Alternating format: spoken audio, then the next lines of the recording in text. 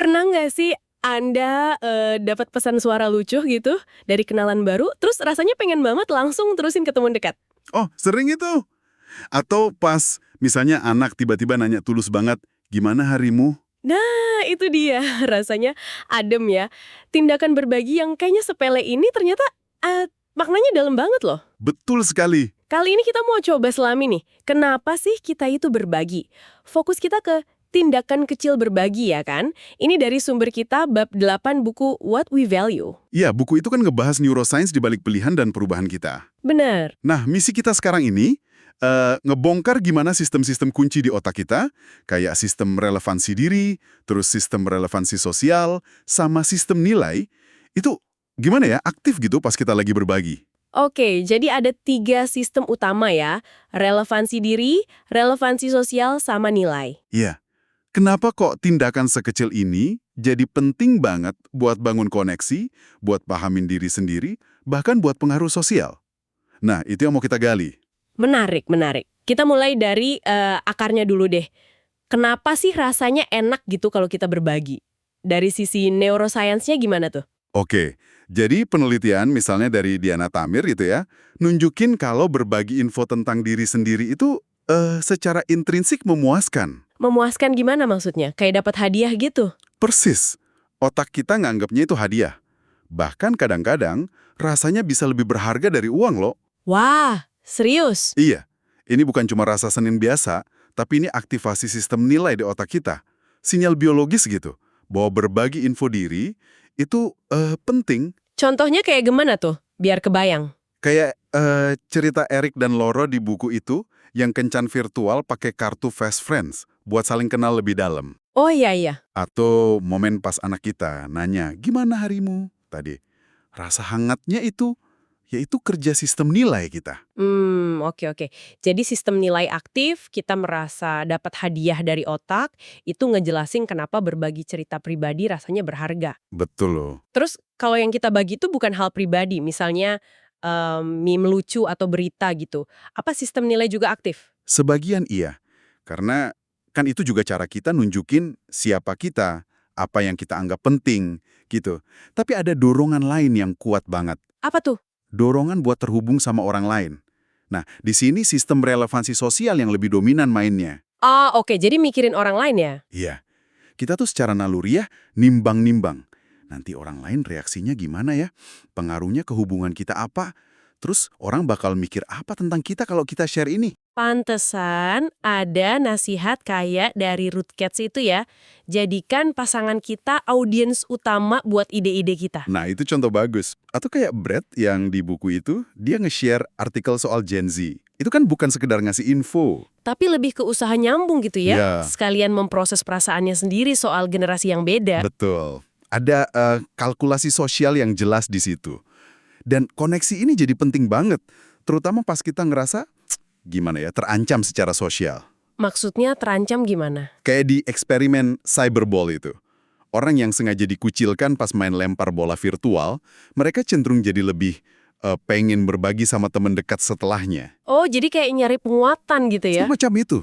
Mekanisme bawah sadar dimediasi sistem relevansi sosial buat memperbaiki atau nguatin ikatan yang rasanya lagi rapur. Jadi kayak pas kita nemu misalnya podcast bagus soal parenting, terus langsung kita kirim ke teman yang sama-sama punya anak. Nah, itu dia.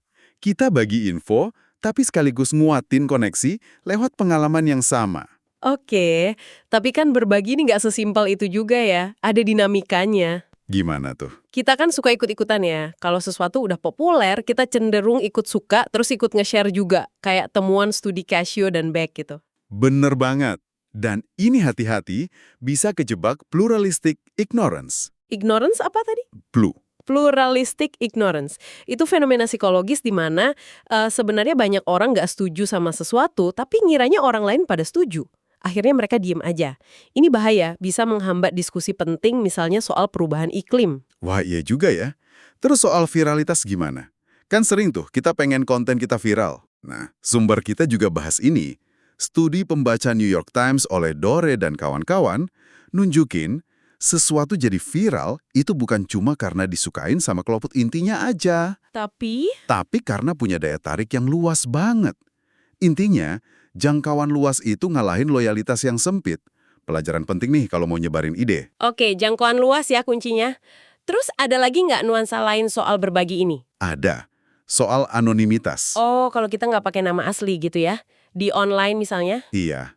Studi Cui dan kawan-kawan nunjukin, pas kita anonim, cara otak kita ngitung resiko sosial itu berubah. Berubah gimana? Aktivitas di area otak yang terkait sistem relevansi sosial jadi beda. Kita mungkin jadi lebih berani atau malah jadi kurang peduli soal reputasi. Makanya, diskusi online kadang nadanya bisa beda banget kan? Iya sih, kadang lebih panas ya. Oke, jadi banyak banget ya lapisannya. Sekarang kalau kita lihat gambaran besarnya gimana? Semua tindakan kecil berbagi ini efeknya apa sih? Gambaran besarnya ya, tindakan-tindakan kecil berbagi ini, kalau dikumpulin, itu ngebentuk siapa diri kita dan dunia di sekitar kita. Contohnya? Dalam hubungan personal, ya, keterbukaan kayak Erik dan Laura tadi, atau sekedar berbagi kenangan keluarga, itu kan memperdalam ikatan. Dan di masa-masa sulit, berbagi itu bisa jadi jangkar emosional yang penting banget.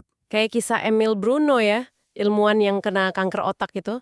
Iya, itu mengharukan banget. Dia ngumpulin koleganya bukan cuma buat ngasih kabar buruk. Tapi dia malah berbagi visi ya, buat bangun komunitas riset yang kolaboratif. Betul. Dia bilang mau menyebarkan cahaya yang bakal terus ada meskipun dia udah nggak ada. Itu nunjukin koneksi bisa melampaui kehadiran fisik. Luar biasa. Wow, bener-bener kuat ya maknanya. Iya. Jadi intinya, setiap kali Anda berbagi, mau itu cerita, tautan berita, atau bahkan cuma nge-like, Anda tuh nggak cuma nunjukin diri Anda. Tapi juga, Anda juga secara aktif ikut ngebentuk norma dan budaya di sekitar Anda. Kita semua ini partisipan dalam konstruksi sosial lewat tindakan berbagi kita. oke, jadi kesimpulannya jelas banget ya.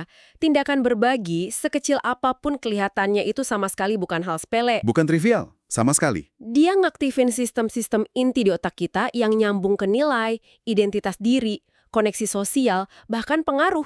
Ini bagian fundamental dari kita sebagai manusia. Nah, buat Anda yang lagi denger ini, coba deh renungin sebentar kebiasaan berbagi Anda sendiri. Apa sih yang biasanya dorong Anda buat ngeklik tombol share atau mulai cerita ke orang lain?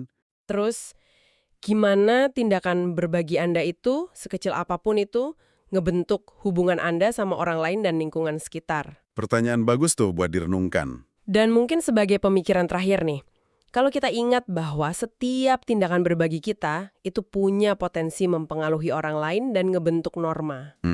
Cahaya apa sih yang pengen Anda sebarkan lewat tindakan berbagi Anda selanjutnya?